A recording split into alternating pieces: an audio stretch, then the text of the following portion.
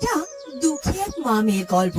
দিনমজুর রহিম মারা যাওয়ার পর থেকে তার স্ত্রী রহিমা খুব কষ্টে দুঃখে তার একমাত্র মেয়ে তিন্নিকে নিয়ে কোনো রকমে বেঁচে থাকে।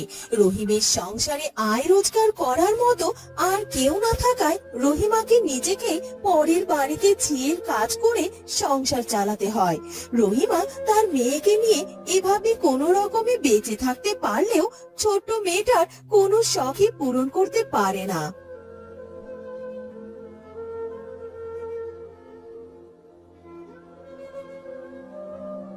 ও মা, মা, আমার না রোজ তোমার সাথে ওই মোড়ল গিন্নির বাড়িতে যেতে ইচ্ছে করে না।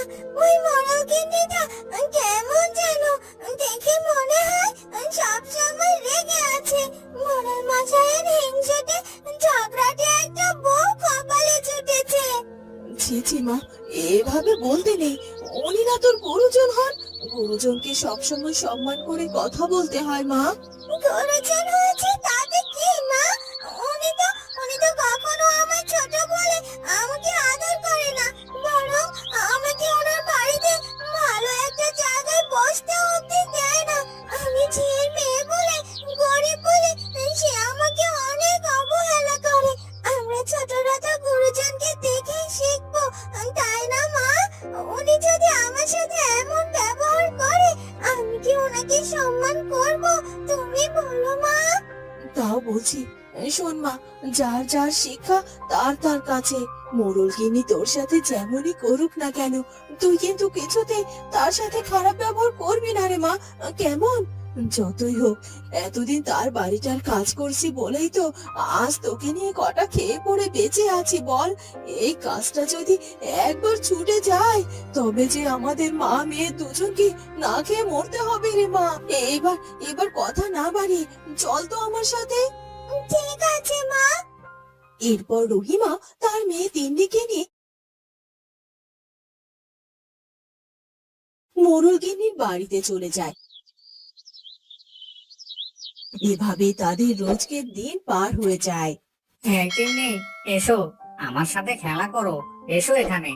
না না বাবা, আমি তোমার সাথে খেলা করতে পারবো না।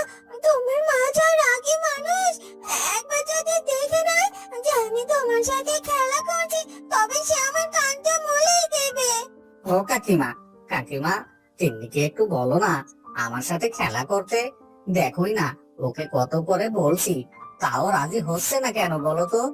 আহ মা তিন্নি, জানা অমন কেন করছিস? ছেলেটা কত করে তোকে বলছে। আমি বলছি তো ওর সাথে বাড়ির ভেতরে গিয়ে খেলা কর। আর মোড়লগিন্নি কিছু বললে তখন আমি সেটা দেখবো। ঠিক আছে মা, চলো পিনু। এরপর তিন্নি ও পিনু মোড়লের বাড়ির ভেতরে গিয়ে খেলা করতে থাকে। পিনু, পিনু, কোথায় গেলি বাবা? এ কি, এই ঝিয়ের মেয়ের সাথে কি করছিস তুই? কেন মা, দেখতে পাচ্ছ না আমি তো ওর সাথে খেলা করছি। কি, মোড়লের ছেলে হয়ে তুই কিনা ওই ঝিয়ের মেয়ের সাথে খেলা করছিস? আরে তিন্নি, তোকেও বলি হারি, তোকে কতবার বলেছি না তুই আবার বাড়ির ভেতরে আসবি না। এসেছিস তো এসেছিস, তাও আবার আমার ছেলের সাথে মেলামেশা করছিস। কি কি হয়েছে গিন্নিমা? তিন্নি তিন্নি কি কোনো অন্যায় করেছে নাকি? এই যে রহিমা, তোমাকেও বলি হারি, তুমি তোমার কাজ করতে এসে মেয়েকে সাথে করে নিয়ে আসো কেন বলো তো? কোথাও একটা রেখে আসতে পারো না? তোমাকে বলেছি না তোমার মেয়ে আমার ছেলের সাথে মিশুক, এটা আমার পছন্দ নয়। ঠিক আছে গিন্নিমা, এবারের মতো মাফ করে দিন। ও আর এই বাড়ির ভেতরে ঢুকবে না, আর পিনুর সাথে মিশবেও না, এটা আমি কথা দিচ্ছি। ঠিক আছে ঠিক আছে, আজ কাজ শেষ হলে চলে যাও, কাল সকাল সকাল এসো। কাল আমাদের বাড়িতে অনেক লোক আসবে, তাদের জন্য অনেক কিছু রান্না বান্নাও করতে হবে। সবটা কিন্তু তোমাকে একাই করতে হবে এই বলে দিলাম।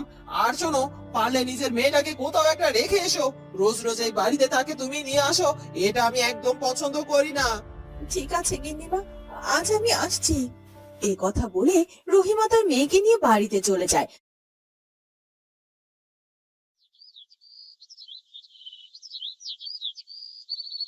পরদিন সকালে রহিমা আবারও তার মেয়ে তিন্নিকে নিয়ে মোড়লের বাড়িতে গিয়ে হাজির হয়।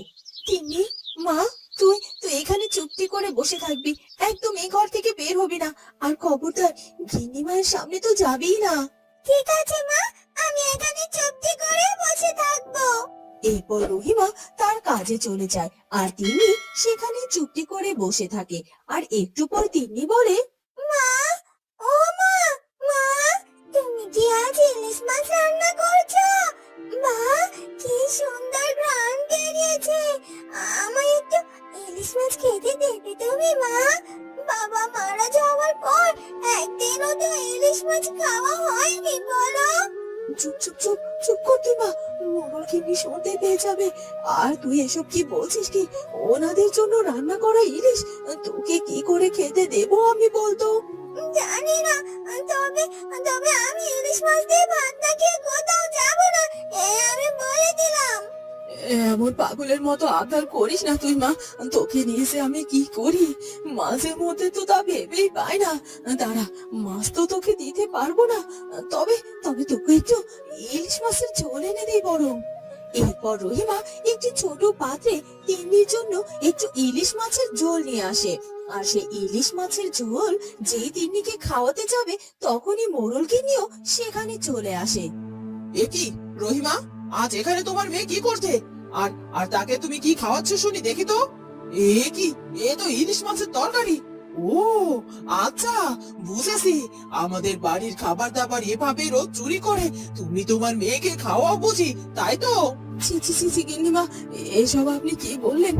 আমি কি কখনো কোনোদিন আপনার বাড়ির কিছু খাবার চুরি করেছি? আজও আমি চুরি করিনি, শুধু মেয়েটা খেতে চাইলো তাই একটু ইলিশ মাছের ঝোল খেতে দিয়েছি, কোনো মাছ দিইনি গো গিন্নিমা। এত বড় সাহস তোর, চুরি করে আবার আমার মুখে মুখে কথা বলছিস? যা, এক্ষুনি আমার বাড়ি থেকে বেরিয়ে যা বলছি। আজ থেকে তোকে আর আমার বাড়িতে কাজে আসতে হবে না কো। আর আর চুরি করার অপরাধে তোর এই মাসের মাইনেটাও তুই পাবি না। যা এখান থেকে। না না, এমন অন্যায় করবেন না আমার সাথে গিন্নিমা। দয়া করে আমাকে কাজ থেকে ছাড়িয়ে দেবেন না, দেবেন না গিন্নিমা, দেবেন না। আমার যা বলার আমি তোকে বলে দিয়েছি। এরপর বাড়ি থেকে বের হয়ে না গেলে তোকে ঘাড় ধাক্কা দিয়ে আমি বাড়ি থেকে বের করে দেবো কিন্তু। এরপর মোড়ল গিন্নি রহিমা ও তার মেয়ে তিন্নিকে তার বাড়ি থেকে বের করে দেয় এবং রহিমাকেও তার কাছ থেকে ছাড়িয়ে দেয়।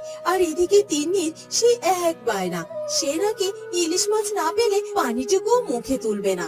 আর এভাবে না খেয়ে থাকতে থাকতে তিন্নি একসময় খুব বেশি অসুস্থ হয়ে পড়ে। কেন কেন এমন জেদ করছিস তুই মা? এভাবে ইলিশ মাছের জেদ ধরে না খেয়ে দেখে নিজের শরীরের কি অবস্থা করেছিস তুই, দেখেছিস তো? এই দেখ, বাজারে ডাক্তারের কাছ থেকে তোর জন্য আমি কিছু ওষুধ এনেছি, এটা অন্তত খেয়ে নে মা। না মা না, তুমি আমাকে ইলিশ মাছ না এনে তাহলে আমি কিচ্ছু মুখে তুলবো না। ইলিশ মাছ না খাওয়াতে পারো, ইলিশ মাছের ঝোলটা অন্তত এনে দাও আমাকে। সেদিন ইলিশ মাছের প্রাণ আগে যাওয়ার পর দেখেছি ইলিশের জন্য আমার পরাণখানা ছটফট করছে। ইস, আর যদি বাবা বেঁচে থাকতো তাহলে যে আমাকে ঠিক ইলিশ মাছ এনে খাওয়াতো। ছি ছি ছি ছি গিন্নিমা, এসব আপনি কি বললেন? আমি কি কখনো কোনোদিন আপনার বাড়ির দিদি, কিছু খাবার ও চুরি দিদি, করেছি? কোথায় গেলি রে? আমি চুরি করি? আরে ভাই, তুই খেতে কখন এলি? তাই এই তো একটু এক্ষুনি ইলিশ এলাম। মাছের ঝোল খেতে শুনলাম দিয়েছি। ভাগ্নিটা আমার কোনো খুব মাছ অসুস্থ, দেয়নি গো তাই তো গিন্নিমা। ওকে দেখতে এলাম। এত বড় তুই তো কোনো সাহস কিছুর তোর, কোনো খবরই চুরি দিস করে না আবার আমায়। আমার মুখে যাকে, মুখে এখন কথা বল তো, বলছিস? যা, আমার ভাগ্নির কি এক্ষুনি আমার হয়েছে? বাড়ি। এরপর রহিমা তার দাদাকে সব কথা খুলে বলে। ও আচ্ছা, এই ব্যাপার। এক ইলিশ মাছের জন্য আজ আমার ভাগ্নিটা এত অসুস্থ। তুই আমাকে আগে জানাসনি কেন দিদি? জানিয়ে কি হবে বলতো? তুই বা কি করতি? কি করতাম মানে? এক্ষুনি আমি বাজারে গিয়ে আমার ভাগ্নির জন্য সবচেয়ে বড় মাছটা কিনে আনবো, আর তুই সেটা এক্ষুনি ওকে রান্না করে খাওয়াবি।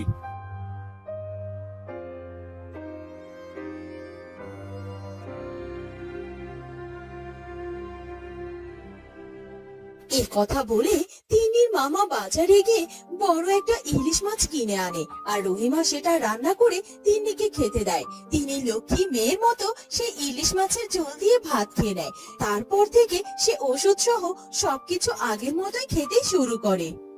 এই এই ইলিশ মাছের ঝোল তোর কত পছন্দ, তোর মামা ইলিশ মাছ কিনে আনলো বলেই তো তোকে খাওয়াতে পারলাম। ইলিশ মাছের ঝোল দিয়ে আমি না আজ পেট ভরে ভাত খেয়েছি। তোমাকে অনেক ধন্যবাদ মামা। হয়েছে হয়েছে, আমায় আর ধন্যবাদ দিতে হবে না। এরপর থেকে তোমার কিছু খেতে ইচ্ছে করলে আমায় খবর দেবে, কেমন? ও দিদি, শোন, আমি তোর একটা কাজ ঠিক করেছি। উত্তরের গ্রামে একটা নারী সংস্থা আছে, ওখানে ওনাদের একটা স্কুলও আছে, চাইলে তুই ওখানে তিন্নিকে পড়াতে পারবি। তুই চাইলে আমি সবটা ব্যবস্থা করব, তোকে আর লোকের বাড়িতে জিজা করে কাজ করতে হবে না রে। এ তো অনেক ভালো প্রস্তাব রে ভাই, তুই তাহলে তাই কর। এরপর রহিমা ও তিন্নির জীবনে আবারও সুখ ফিরে আসে, আর তারা মা মেয়ে মিলে সুখে শান্তিতে বাস করতে থাকে। বন্ধুরা, কেমন লাগলো আমাদের আজকের গল্পটি? যদি ভালো লাগে তাহলে অবশ্যই আমাদের চ্যানেলটিকে সাবস্ক্রাইব করে দিও। দেখা হবে পরের ভিডিওতে। ধন্যবাদ।